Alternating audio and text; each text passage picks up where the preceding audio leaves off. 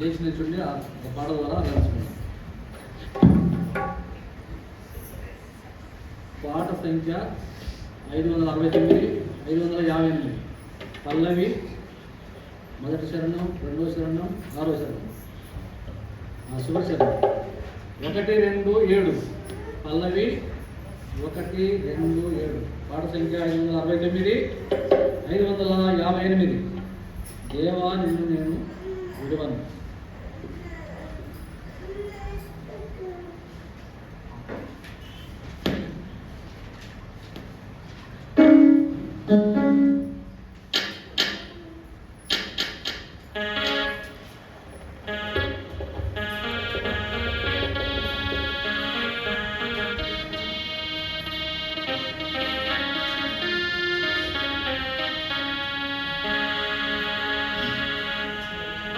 దేవనిన్ను నేను విడువను, నన్ను దీవించు వరకు. దేవనిన్ను నేను విడువను, నన్ను దీవించు వరకు. దేవనిన్ను నేను విడువను, నన్ను దీవించు వరకు. దేవనిన్ను నేను విడువను, నన్ను దీవించు వరకు. దేవనిన్ను నేను విడువను, నన్ను దీవించు వరకు. దేవనిన్ను నేను విడువను, నన్ను దీవించు వరకు. నేటి నుండి మమ్ము నీవు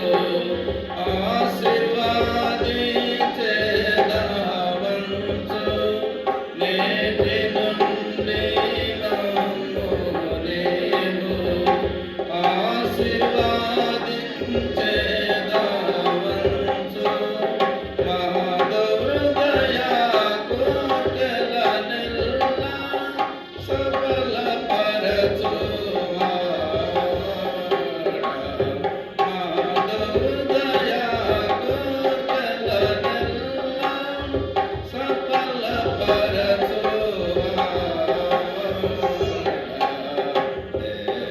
దేవనిన్ను నేను విడువను, నన్ను దీవించు వరకు. దేవనిన్ను నేను విడువను, నన్ను దీవించు వరకు. లోతు నుండి అబ్రహాము వేరుపడిన విధముగా మమ్ము. లోతు నుండి అబ్రహాము వేరుపడిన విధమున మమ్ము. లోకము నుండి వేరుపరచిన లోకనాథ నీవేగా. లోకము నుండి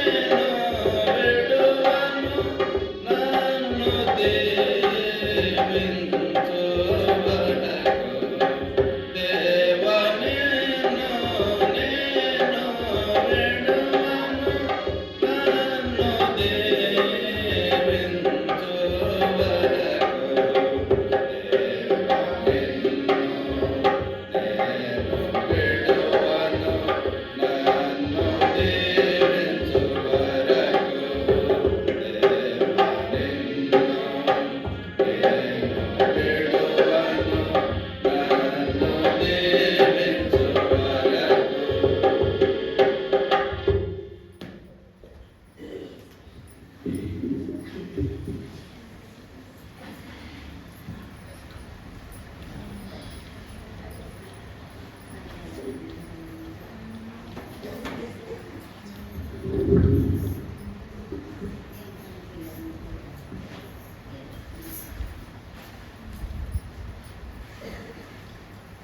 పల్లవి పడుకుంటాం.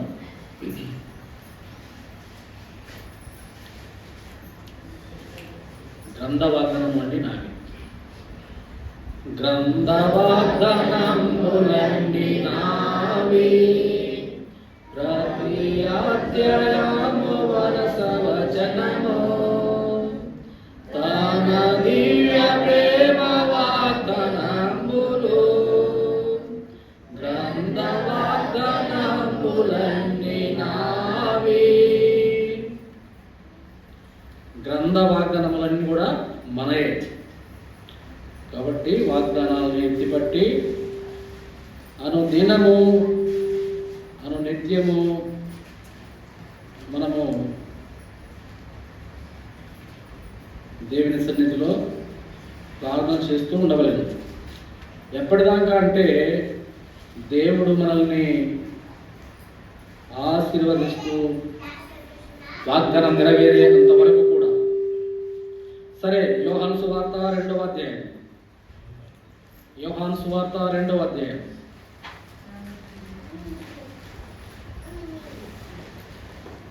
మొదటి నుండి 11 వచనాలు.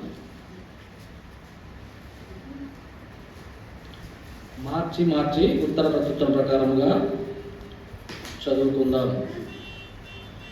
3వ దినమున గలిలయలోని కానాను ఊరిలో ఒక వివాహము జరిగింది.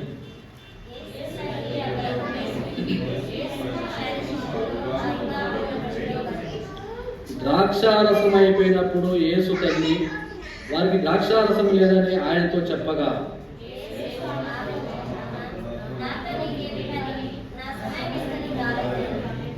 ఆయన తల్లి పరిచారికలను చూచి ఆయన మీతో చెప్పునది చేయుడనెను.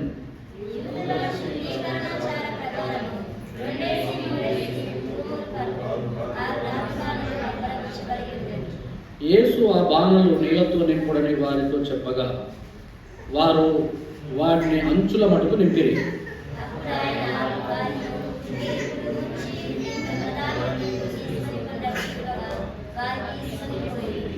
ఆ విందు ద్రాక్షారసము ఎక్కడి నుండి వచ్చెనో ఆ నీళ్లు ముంచి తీసుకుని పోయిన తర్వాత పరిచారకులకి తెలిసినది కానీ విందు ప్రధానికి తెలియకపోయిన గనక ద్రాక్షారసమైన ఆ నీళ్లు రుచి చూచినప్పుడు ఆ విందు ప్రధాన్ని పెండ్లి కుమారుని పిలిచి,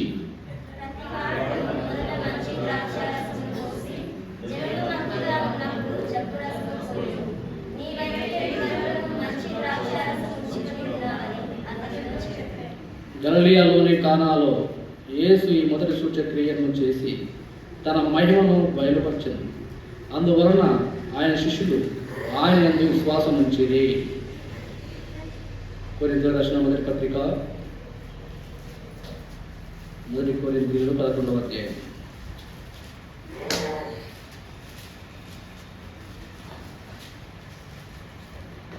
మొదటి కొరింథీ 11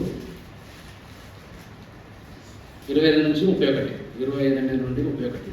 కాబట్టి ప్రతి మనుషుడు తన్ను తాను పరీక్షించుకునవలెను, అలాగే చేసి ఆ రొట్టెను తిని ఆ పాత్రను త్రాగవలెను. ప్రభువు శరీరం అని వివేచింపక త్రాగువాడు తనకు శిక్షావిధి కలపటకే త్రాగుచున్నాడు. ఇందువలననే మీలో అనేకులు బలహీనులు రోగులై ఉన్నారు, చాలా మంది నిద్రించుచున్నారు. అయితే మనల్ని మనమే విమర్శించుకునే ఎడల తీర్పు పొందకపోదుము. ప్రార్థన చేసుకుందాం. పరిశుద్ధుడా, వందనాలైనా మరి ఒకసారి ఈ పాద సన్నిధి కూర్చున్నానయ్యా. ఈ పరలోకపు వాక్యమైన జీవాహారాన్ని నాకు మాకు విరిచి పంచిపెట్టమని, కేవలము నీ మాట నా నోట ఉంచుమని, నీ ప్రయాసకరమైన మార్గం నా నుండి దూరపరచుమని, నీ ఆత్మతో నన్ను నింపి ప్రభువా నీ మాటలు బయలుపరచుమని, దీనుడముగా తగ్గించుకుని వేడుకొనుచున్నాను తండ్రి. ఆమేన్.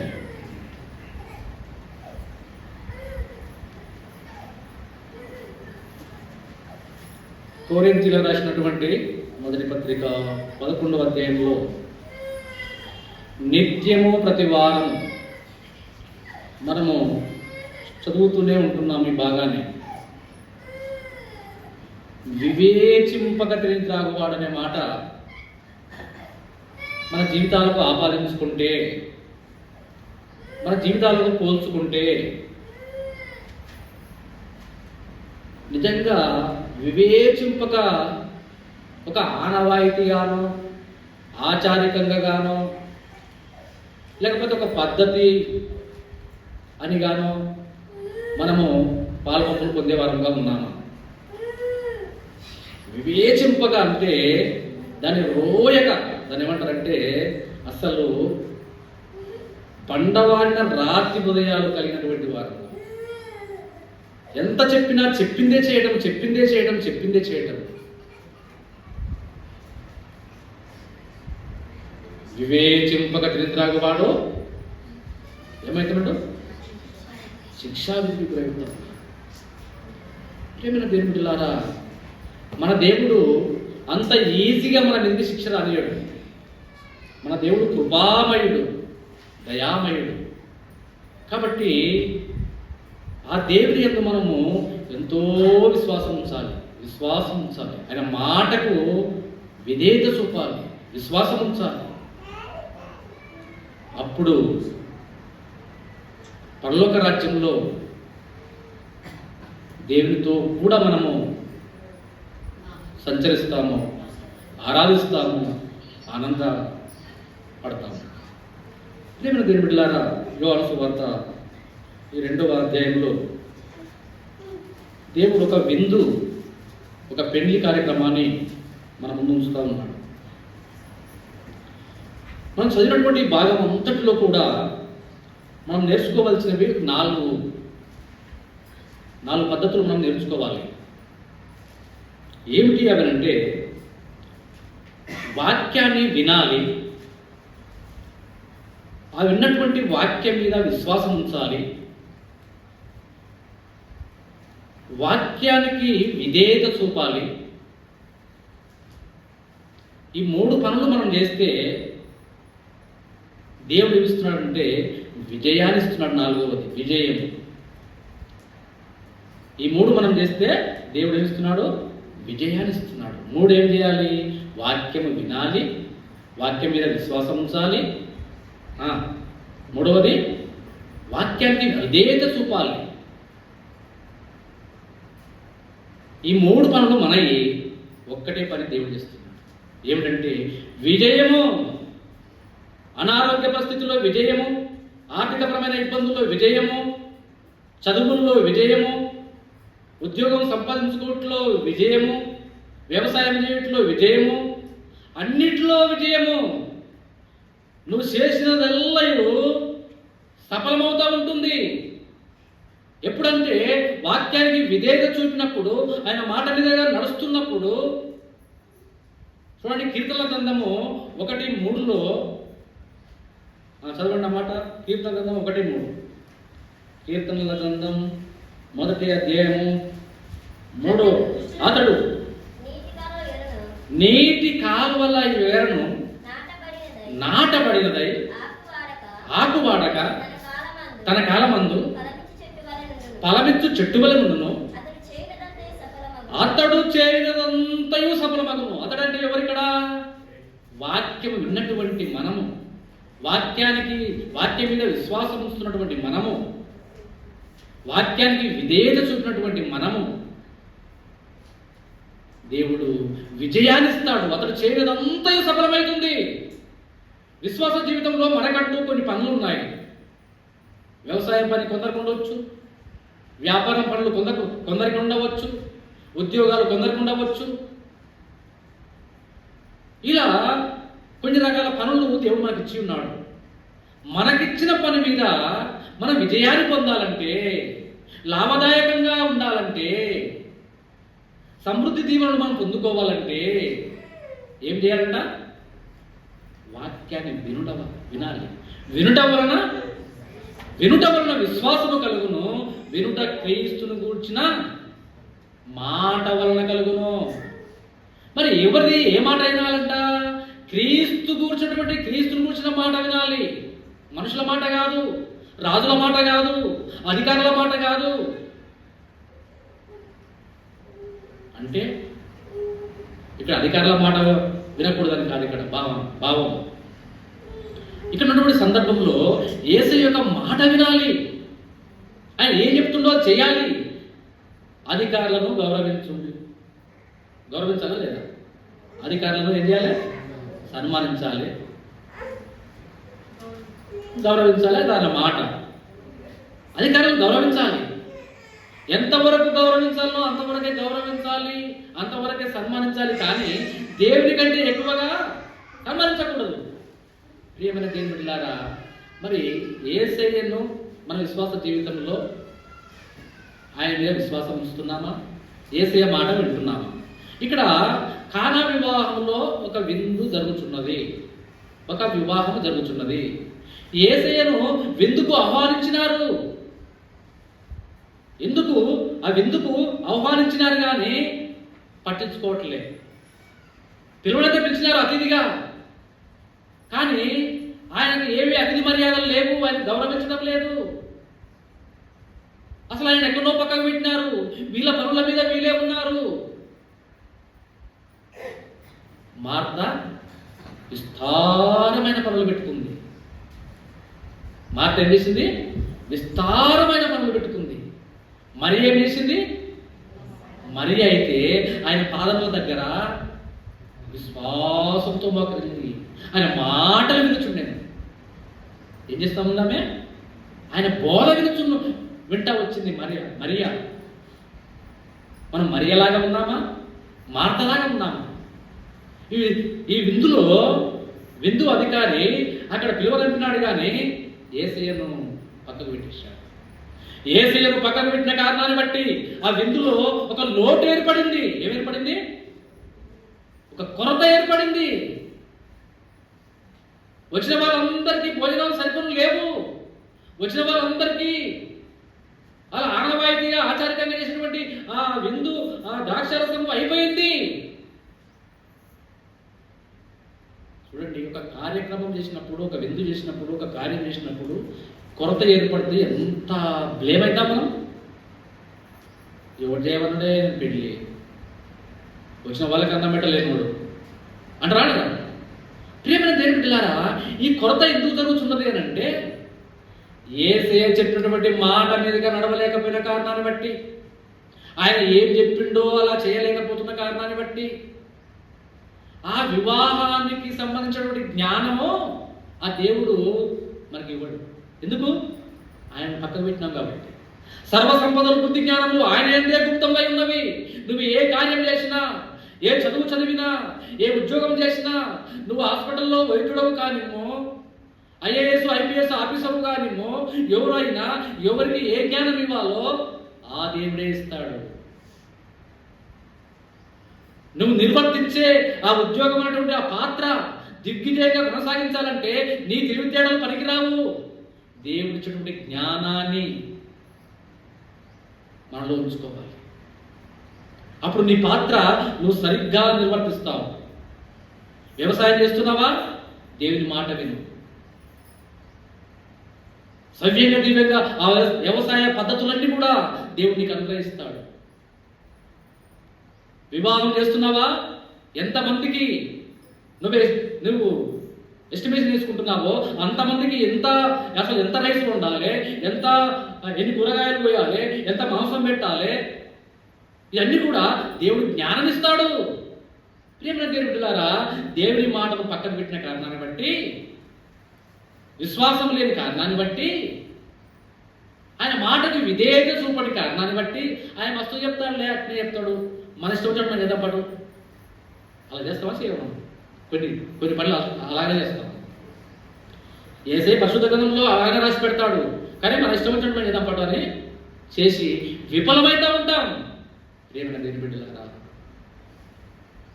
యేసు తల్లి యేసు తల్లి యేసయ్యను జ్ఞాపకం చేసుకున్నది.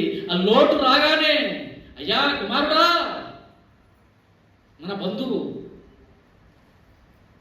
ఈ విందు యజమాని బాధపడుతున్నాడయ్యా, కలవరపడుతున్నాడయ్యా. వచ్చిన వాళ్ళకు ద్రాక్షారసం అయిపోయిందయ్యా. ద్రాక్షారసం అయిపోయిన కారణాన్ని బట్టి ఆయన ఏం చేయాలో దిక్కుతోచని పరిస్థితిలో ఉన్నాడు. యేసయ్యా, ఏ దిక్కు లేని వారికి మీరే దిక్కు కదా. కొరతలన్నీ తీర్చే దేవుడవు నువ్వే కదా. ఇబ్బందులను తీర్చే దేవుడవు నువ్వే కదా. యేసయ్యా, కాస్త నీవు పోయి ఏం చేయాలో చెప్పవా? ఎవరు తెలుసుకున్నారు ఈ మాట? అసలు ఆయనలో ఇంత అసలు ఆ విందులో ద్రాక్షరసం అయిపోయింది. చేయవలసిన పని ఏంటి? మళ్ళీ పోవాలి, తేవాలి, చేయాలి. మరి యేసయ్య దగ్గర ఏమైపోయింది తల్లి? యేసయ్యకున్నటువంటి విచక్షణ జ్ఞానము, వివేచన, విశ్వాసము, విధేయత. మరియ తన గర్భంలో పడ్డప్పుడే, యేసయ్య తన గర్భంలో ఉన్నప్పుడే గుర్తెరిగింది ప్రేమ దేవుని వెళ్ళాలి. మరియా చదువుతారన్నమాట. చూడండి, తన గర్భంలో పడ్డప్పుడే అసలు ఆయన దేవునిగా అభివర్ణించుతూ వచ్చింది, కానీ నా కుమారుడే కదని చెప్పి ఆమె విధేయత చూపకుండా ఉండలే. చదవండి అన్నమాట. అప్పుడు మరియా వచ్చిన చెప్పరా?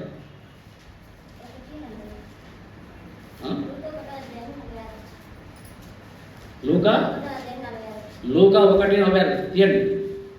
చూడండి, విధేయత అసలు వాక్యం ఏడల ఎలా విధేయత చూపిందో మరియా దృష్టి మనం నేర్చుకుందాం. చదవరా?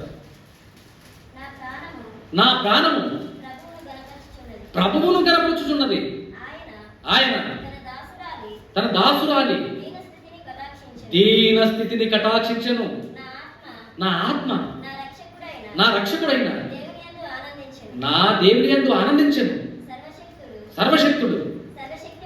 సర్వశక్తిమంతుడు నాకు గొప్ప కార్యం చేశాను గనుక ఇది మొదలుకొని అన్ని తరముల వారు నన్ను ధన్యురాలని అందరూ. ఆయన నామం పరిశుద్ధము. ఆయన పరిశుద్ధుడు, నిష్కల్మషుడు, నిర్దోషి, పాపంలో చేరక ప్రత్యేకంగా ఉన్నవాడునైనా యేసు వైపు మనము చూస్తూ ఉండాలి. ప్రియమైన దేవుడిలాగా మరియా నా కుమారుడే కదా అని చెప్పి ఆమె గర్వపడలేదు. నా గర్భంలో ఉన్నటువంటి శిశువు మామూలు మనిషి కాదు, లోక రక్షకుడు, లోక పాపములను మోసుకొని పోయే దేవుని గొర్రె పిల్ల. ఆ లోక రక్షకుని జన్మనివ్వడానికి నా దేవుడు నన్ను వాడుకుంటున్నాడు.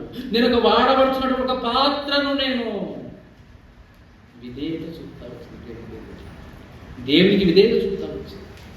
ఈ విందు కార్యక్రమంలో ఏ ఒక్కరు కూడా యేసయ్యను పట్టించుకుంటలేరు. ఏ ఒక్కరు కూడా యేసయ్య మాట వింటలేరు, పక్కకు పెట్టేశారు. మరియ మాత్రమే యేసయ్య కాస్త పట్టించుకోవయ్యని, నువ్వు మాత్రమే ఈ యొక్క కార్యక్రమాన్ని దిగ్విజయపరిచినటువంటి దేవుడవు అని చెప్తా వచ్చినప్పుడు యేసుడు నా సమయం ఇంకా రాలేదు అమ్మ, నాతో అంటా ఉన్నప్పుడు అక్కడ యేసయ్యకు ఎదురాడలే. ఆ మాట అన్నది వెను తిరిగింది, కానీ ఆయన సమయం వచ్చినాడు. ఆ పని వాళ్ళతో చెప్పింది మరియా, ఎట్లా నా కుమారుడు వస్తాడు, ఇట్లా చెప్తాడు. చెప్పిన మాట వినండి. చూడండి, మరియలో ఉన్నటువంటి సుగుణాలు చూడండి. ఆ పని వాళ్ళకి ఏం చెప్పింది? చెప్పిన మాటకు ఎదురాడొద్దు ఆయన చెప్పింది చేయమన్నదా అనలేదా? మరి ఈమెకి ఎదురు మాట్లాడుతున్న సంగతి ఈమెకి తెలుసు. ఆయన ఎంత గొప్ప దేవుడు, ఆయన లోకరక్షకుడుగా గుర్తెరిగింది. ఎదురు మాట్లాడవద్దు అన్నటువంటి సంగతి ఆమె గుర్తెరిగింది. ఆయన చెప్పింది చేయండి. నిజంగా మనం ఆయన చెప్పింది చేస్తున్నామా? విశ్వాస జీవితంలో ఆయన ఏం చెప్పిండో పరిశుద్ధ బైబిల్లో ఏ ఆజ్ఞలు ఇచ్చిండో ఆ ఆజ్ఞానుసారంగా మనము నడుచుకుంటున్నామా? నీ తల్లిని నీ తండ్రిని సన్మానించమని వాక్యంలో ఉన్నది. ఎవరు చెప్పిన మాట ఇది? యేసయ్య చెప్పినటువంటి మాట. నిజంగా తల్లిదండ్రులను సన్మానిస్తున్నామా? తల్లిదండ్రులు అంటే తల్లిదండ్రులనే కాదు, అందులో అన్ని వరుసలు రాస్తే బైబిల్ సరిపోదని ఒక తల్లిదండ్రులకు మాత్రమే చెప్పినాడు. అత్త మామల్ని కోడలు గౌరవించాలి, కోడల్ని అత్తమామలు గౌరవించాలి,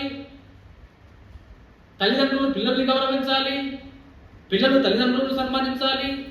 ఇలా చెప్పుకుంటూ పోతే ప్రతి మనుషుడు గౌరవించుకోవాలి, ప్రేమ చూపుకోవాలి. ఇది ఆజ్ఞ కదా, దేవుని మాట కదా. ఆ మాట మనం వినకపోయిన కారణాన్ని బట్టి కుటుంబాల్లో గొడవలు ప్రారంభమవుతా వచ్చినాయి. ఎందుకు? యేసయ్య మాట వింటలేము కాబట్టి. దొంగిలకూడదు, ఇది యేసయ్య మాట కదా. విచ్చలవిడి దొంగతనాలు చేస్తున్నారు. ఇంటిలో కూడా పిల్లలు కూడా తల్లిదండ్రులు ఏదైనా దాచిపెట్టుకొని పోతే తల్లిదండ్రులు కాదని పిల్లలు బీరువాలు తీయట్లే, డబ్బులు తీయట్లే. అందరు కాదు, కొందరు ఉన్నారు అలా.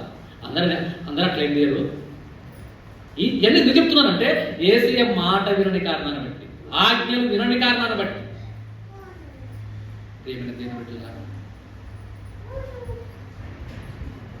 నాకు తప్ప వేరొక దేవుడు మీకు ఉండకూడదు. యేసయ్య మాట కాదు. ఆయన మాట వినని కారణాన్ని బట్టి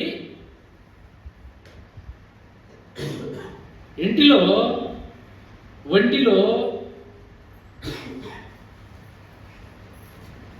ఒక రూపాన్ని పెట్టుకుంటున్నాం, ఒక విగ్రహాన్ని పెట్టుకుంటున్నాం. ప్రతి ఒక్కరి ఇంట్లో ఒక విగ్రహం ఉంటుంది, అది కనపడంది, కనిపించేది. అవునా? ఏంటి చెప్పుకుంటా, ఒకటి చెప్తారా? ఏంటివే? ప్రియమైన దేవుని బిడ్డలారా, ధనాపేక్ష,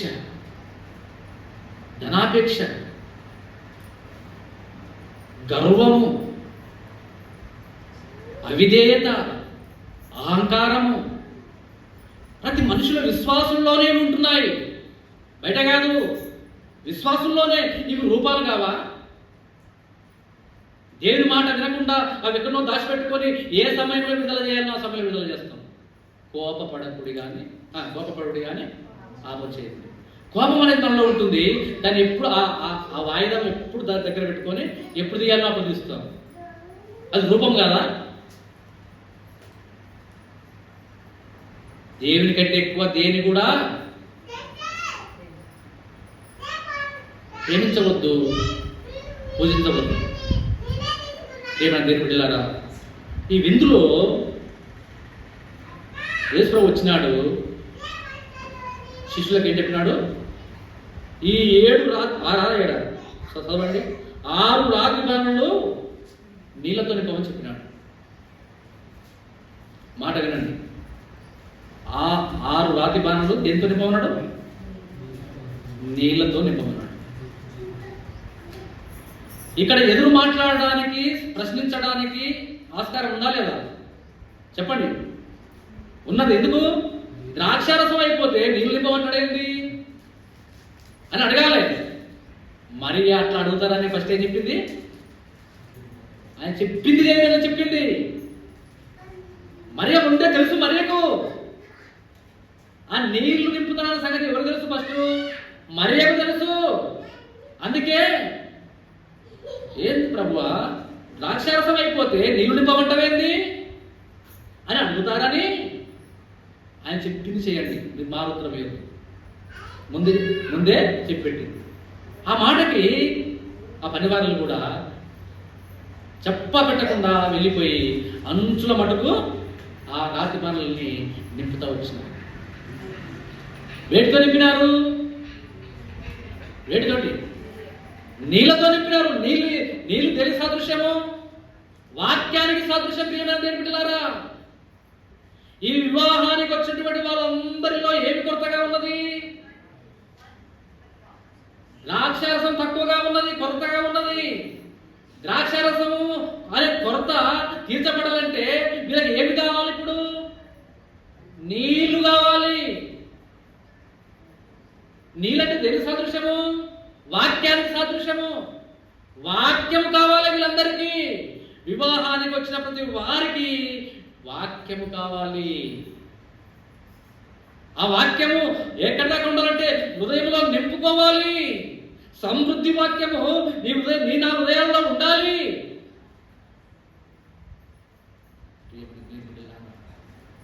వాక్యాన్ని మన హృదయంలో నింపుకుంటున్నామా?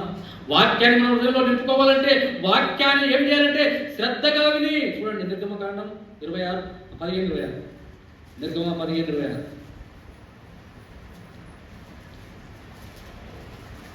చదవండి. మీ దేవుడైన యెహోవా వాక్కును శ్రద్ధగా విని ఆయన దృష్టికి న్యాయమైనది చేసి చాలు. నీ దేవుడైన యెహోవా వాక్కును శ్రద్ధగా వినాలే. నీ దేవుడి మాటలు శ్రద్ధగా వినాలే. ఆ మాటలు ఎక్కడ దొరుకుతున్నాయంటే దేవుని మందిరంలో దొరుకుతున్నాయి. దేవుని మందిరంలో చెప్పబడినటువంటి ఆ వాక్యాన్ని, ఆ మాటల్ని ఏ విధంగా వినాలంట? శ్రద్ధగా వినాలి. శ్రద్ధగా విన్న కారణాన్ని బట్టి ఏం జరుగుతుందంటే ఆ వాక్యం అనే ఆహారాన్ని మన హృదయంలో జీర్ణమవుతా ఉన్నది. వాక్యం జీర్ణం కావడం అంటే అర్థమైంది. వాక్యం అర్థం కావాలి. ఆహారం అయితే ఎలాగనో అలాగా జీర్ణమవుతుంది.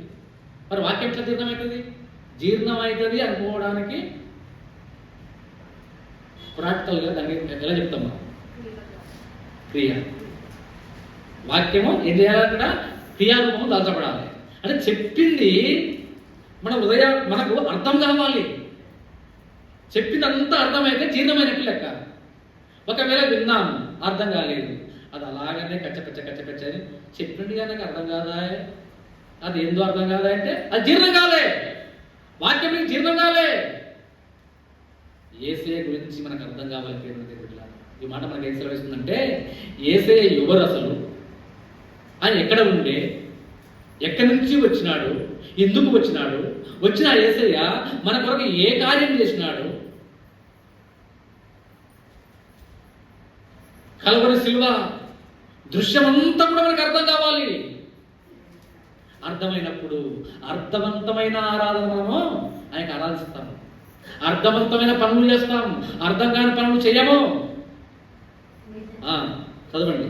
శ్రద్ధగా విని ఆయన దృష్టికి న్యాయమైనది చేసి, ఆయన దృష్టికి న్యాయమైనది చేయాలంటే న్యాయాధిపతి అయినటువంటి ఆ సర్వలోకనాథుడు, న్యాయం తీర్చేటువంటి దేవుడు,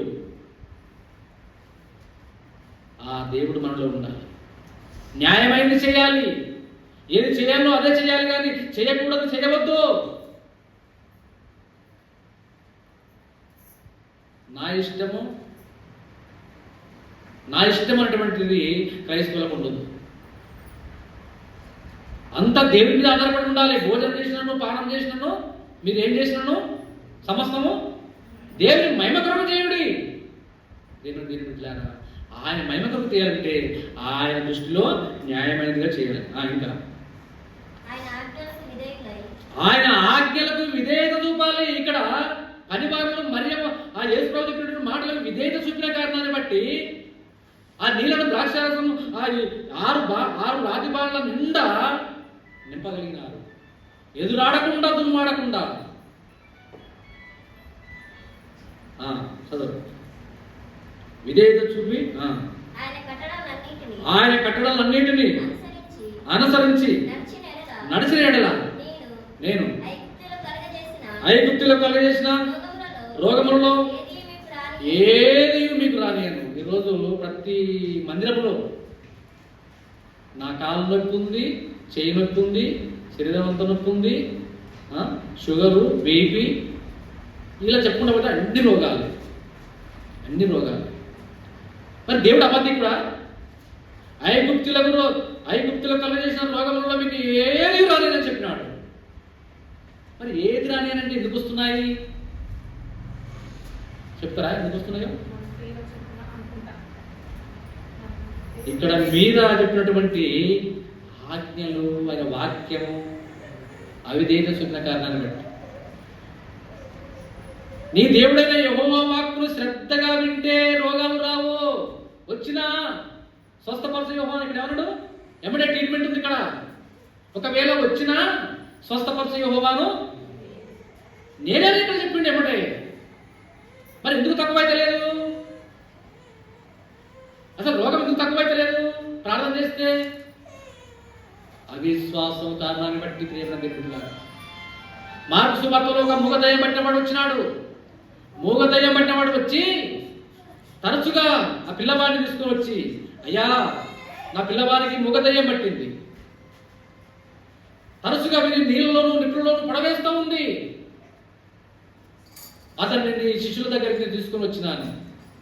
నీ శిష్యులు ప్రార్థన చేసినారు, కానీ ఆ దయ్యం వెళ్ళిపోలేదయ్యా, ఆ రోగం తక్కువ కాలేదయ్యా.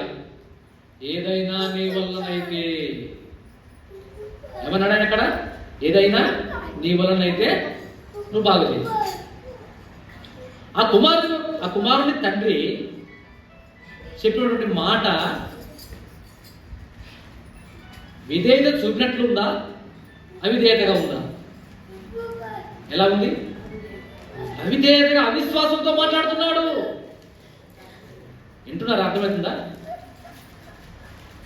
ఒక పిల్లవాడికి మూగదయ్యం పట్టింది. మూగదయ్యం పడితే తన శిష్యుల దగ్గరికి తీసుకొని వచ్చినాడు. యేసు ప్రభువు అప్పుడు లేడు, శిష్యులు మాత్రమే ఉన్నారు. వాళ్ళు ఒకరు అలసిన తర్వాత ఒకరు అలసిపోయిన తర్వాత ఒకరు 12 మంది ప్రార్థన చేస్తూనే వచ్చినారు. ఆ దయ్యం వెళ్ళిపోలే, ఆ మూగదయ్యము వెళ్ళిపోలే. యేసు ప్రభువు అంతలోనే వచ్చినాడు. పిల్లవాడి తండ్రి, మేము ఎంతో బాగా అనుకుని వస్తే వీళ్ళ వల్ల కాలేదు, ఎక్కడ తీసుకుపోవాలో ఏమో అని చెప్పి పిల్లవాడిని తీసుకొని పోతున్నాడు. వచ్చి యేసు ప్రభువు వచ్చినాడు.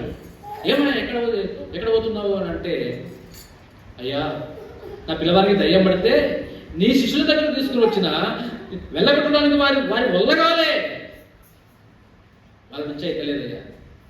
ఏమైనా నీ వల్ల అవుతుందా? ఏమైనా నీ వల్ల అవుతుందా? నీ శిష్యుల వల్లనే కాదు, నీ వల్ల ఏమవుతుంది అన్నట్టుగా మాట్లాడుతున్నాడు అక్కడ. ఏమైనా నీ వల్ల అయితే బాగా చేస్తావా అంటే ఏమంటున్నాడు యేసు ప్రభు? నమ్ముట నీ వలన అయితే నమ్మిన వారికి సమస్తము సాధ్యమే. ఇక్కడ ఏం చెప్తున్నట్టు దేవుని మాటను నమ్మాలి, దేవుని మాట నమ్మాలి. ఇక్కడ ఈ అధికారి ఏమంటున్నాడంటే, అయ్యా నిజమేనయ్యా నువ్వు చెప్పిన మాట, నాలో అపనమ్మకం ఉన్నదయ్యా, నాలో అవిశ్వాసం ఉన్నదయ్యా, ఎమ్మటే ఒప్పుకున్నాడు. ఈ మాటలు మన జీవితాలకు ఆపాదించుకుందాం. చెప్పుకుంటూ పోతే కలవదు. ఒకసారి మనం వెనుకకు తిరిగి మన హృదయాలకు ఆపాదించుకుందాం. అనేక మార్లు మనం కూడా యేసుని నమ్ముతాం కానీ అపనమ్మకం ఉంచుతాం. అపనమ్మకం ఉంచిన కారణాన్ని బట్టి మన రోగం బాగాదు, మన పనులు సవ్యంగా సాగిపోవు, అన్ని ఇబ్బందులే, అన్ని కొరతలే, అన్ని అనారోగ్య పరిస్థితులు ఒకదాని తర్వాత ఒకటి. మొదటి కొరింథీయుల రాసిన పత్రిక 11వ అధ్యాయంలో మనం చదవబడిన లేఖనాల ప్రకారంగా శిక్షావిధికి గురవుతున్నాం. మనము శిక్షావిధికి గురవుతున్నాం. అవిశ్వాసం ఉన్నది అని చెప్పుకున్నాడు. ఆ మనుషుడు ఏం చెప్పినాడు? ఆ పిల్లవాడి తండ్రి, నువ్వు చెప్పిన మాట వాస్తవమయ్యా, నాలో అపనమ్మకం ఉందయ్యా. ఇప్పుడు పిల్లవాడి తండ్రి ఏమనాలి? నా పిల్లవాడి గురించి ప్రార్థన చేయమనాలి. మరి వింటున్నారా? పిల్లవాడి గురించి ప్రార్థన చేయమనాలి. ఇప్పుడేమంటున్నాడు తెలుసా? అయ్యా నాకు అపనమ్మకము కలగకుండాన్నట్లు నా గురించి ప్రార్థన చేయ్యా, నాకు ప్రార్థన చేయి. ఎంత గొప్ప మాట, ఎంత గొప్ప మాట తీసుపెట్టుకున్నారా మాట? చూడండి అమ్మడు ఎంత బాగుంటుందో చూడండి. వెంటనే ఆ చిన్నవాడి తండ్రి, నమ్ముచున్నాను, నాకు అపనమ్మకం ఉండకుండా సహాయం చేయమని బిగ్గరగా చెప్తా వచ్చినాడు. ప్రియమైన దేవుని బిడ్డలారా, కుమారుడేమో దయ్యం బట్టి అక్కడ విలవిలలాడుతున్నాడు.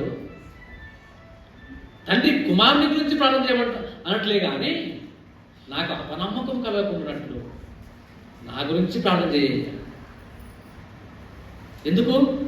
నాలో అపనమ్మకం ఉన్న కారణాన్ని బట్టి యేసయ్య శిష్యుల దగ్గరికి తీసుకుని వచ్చినప్పుడు నా అవిశ్వాసాన్ని బట్టి ఇక్కడ దయ్యం వెళ్ళిపోలే అనే సంగతిని గుర్తెరిగినాడు.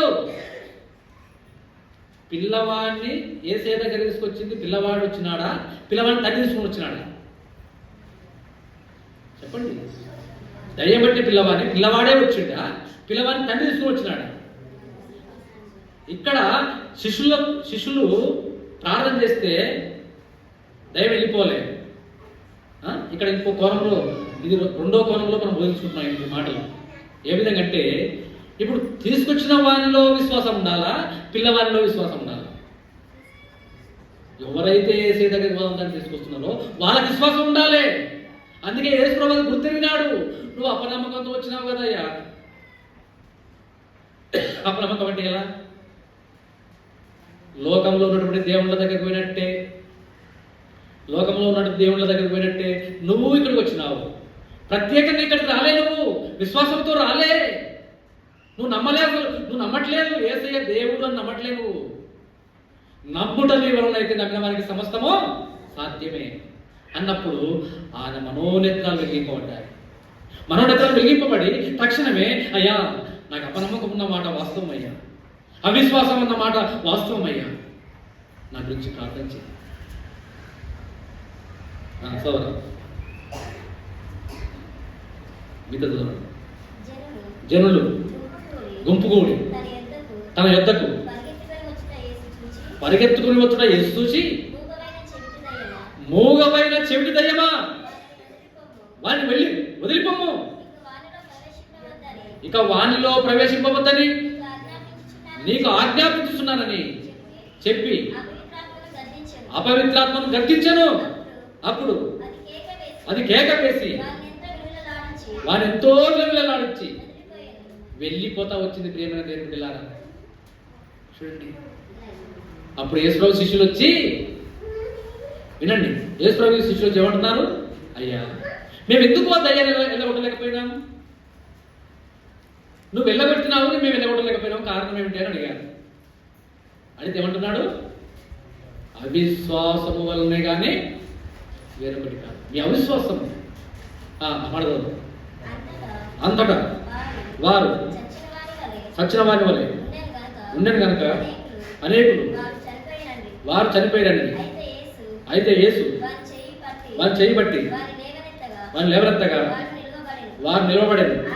ఆయన ఇంటిలోనికి వెళ్ళిన తర్వాత ఆయన శిష్యులు మేమెందుకు ఆ దయ్యములు వెలగొట్టలేకపోతుంది ఏకాంతముగా ఆయన అడుగుతూ వచ్చినారు. ఏమైనా దేవుడిలారా మనలో కూడా అలాంటి అవిశ్వాసం ఉన్నదేమో, మన రోగాలను మనం బాగా చేసుకోలేకపోతున్నామేమో, మన ఇబ్బందులు మనం చక్కబెట్టుకోలేకపోతున్నామేమో, ఎంత కూడా అవిశ్వాసం కారణమైన దేవుడు మనతో చెప్తున్నాడు. ఈ సమయంలో మనతో చెప్తున్నాడు, దీర్ఘకాలిక రోగం కావచ్చు, 38 ఏళ్ల నుండి బేతెస్తా కోనేరులో పడినటువంటి రోగగ్రస్తుడు చూడండి, అవిశ్వాసం ఉన్న కారణాన్ని బట్టి వచ్చిన వాళ్ళల్లా ఆ కోనేరులో స్వస్థత నొందుతున్నారు, వెళ్ళిపోతున్నారు. కానీ ఇతనికి అదే పనిగా సంవత్సరాల నుండి అక్కడే ఉంటున్నాడు. మరి ఎందుకు ఇతడు అందులోకి దిగి వెళ్ళిపోలేకపోయినాడు? రోగగ్రస్తుల్లో కూడా సోమరిపోతుంటారు. సోమరితనం ఉండవద్దు. ప్రియమైన దేవుని బిడ్డలారా, శనగతనం ఉండదు. యేసయ్య దగ్గరికి పోవాలి. అప్పుడు యేసయ్య తానే అంటాడు, నీకు స్వస్థపడగోరాలని ఉన్నదా లేదా? అసలు చూడండి, స్వస్థపడాలని ఉందా లేదా అంటే ఏమన్నాలి? ఏమంటే స్వస్థపడాలి అని చెప్పాలి. కానీ చెప్పకుండా సాకులు చెప్తున్నాడు. సాకులు చెప్పొద్దు క్రైస్తవులు సాకులు చెప్పొద్దు. నేను పోయేసరికి ఆయన ముందు పోతున్నాడు, ఆయన దిగిపోతున్నాడు. ప్రేమ దేవుడిలారా, ఈ వాక్యము వినుట వలన విశ్వాసం కలుగు. వినాలి. ఆ విశ్వాసంతో రోగాలు తక్కువైతాయి. యాకోబు రాసిన పత్రిక 5, 13, 14, 15, 16 చదవండి. 15 చదవండి. 15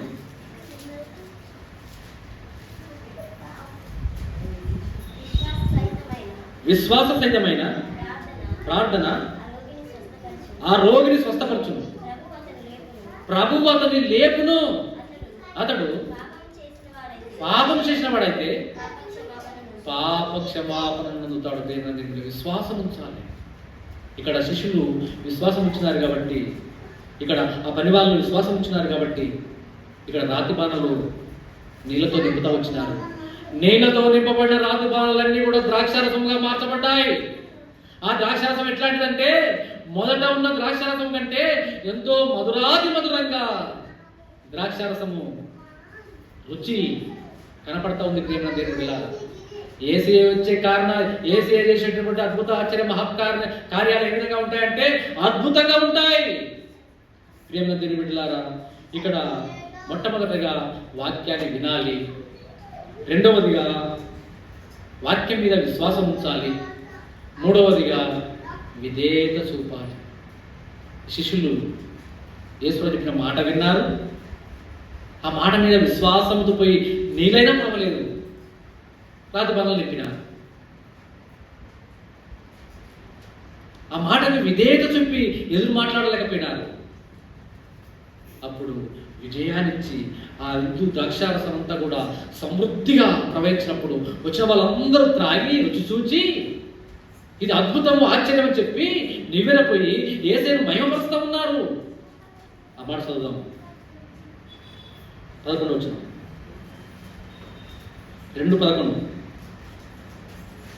గలిలయలోని కానాలో యేసు ఈ మొదటి సూచక్రియను చేసి తన మహిమను బయలుపరచెను. అందువలన ఆయన శిష్యులు ఆయన యందు విశ్వాసం ఉంచిరి. అప్పుడు ఆయన శిష్యులు ఆయన యందు విశ్వాసం ఉంచుతా వచ్చిన మనం కూడా ఆ దేవాది దేవుని యందు విశ్వాసం ఉంచుదాము. ఇక్కడ ఈ వివాహం అంతా కూడా విజయవంతం అవుతా వచ్చింది, విజయం పొందుతా వచ్చినాడు.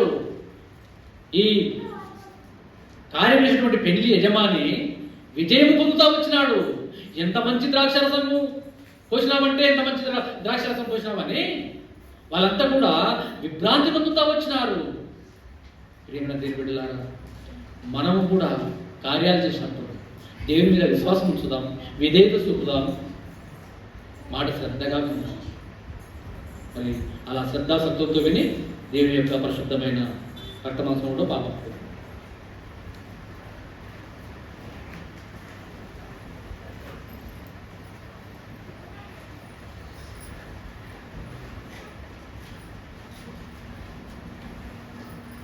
వాక్యాన్ని హృదయాలు కాపాడించుకుందాం. కానా వివాహంలో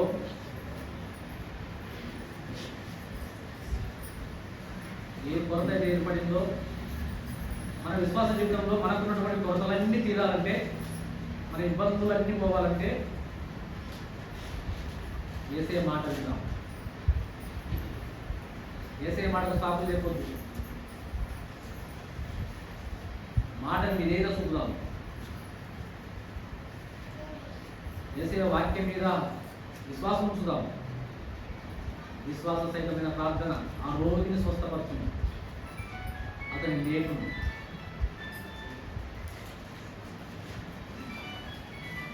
పరీక్షించుకుందాం. విశ్వాసం ఉంచుతున్నామా, విశ్వాసం ఉంచుతున్నామా? దేవుడు మనతో కూడా ఉన్నాడు. మనకున్నటువంటి ఇబ్బందులు, మనకున్నటువంటి అస్వస్థతలు ఏవైనా కావచ్చు,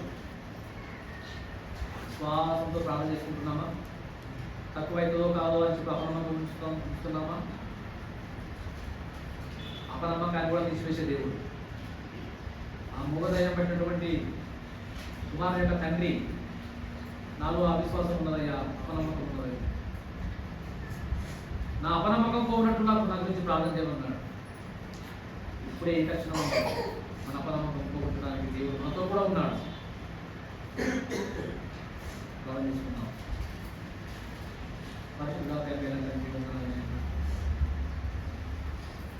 నాలో కూడా అపనమ్మకం ఉంది. అక్కడక్కడ